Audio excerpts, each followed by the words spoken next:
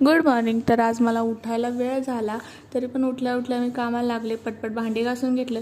तोपर्यंत बाबा उठला, त्याला फ्रेश केलं, पटकन त्याला नाश्ता वगैरे चारला. मग मी परत माझ्या कामाला लागली. पटकन गॅस वगैरे घासून घेतला, बेसिन घासलं, त्याच्यानंतर झाडून वगैरे घेतलं.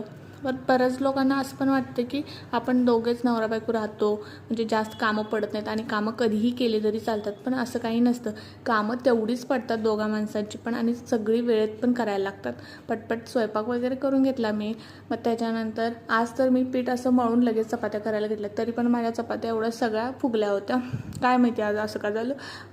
त्याच्यानंतर मस्तपैकी भात वगैरे परत ठेवला, भाजी वगैरे करून घेतली. मग छानपैकी बाळाला आंघोळ घातली, त्याच्यासोबत जरा टाईम स्पेंड केला, त्याला छानपैकी रेडी केला. आणि रेडी करताना याला झोप येत होती आणि असं काय दिसत होतं रेडी झाल्यावरती.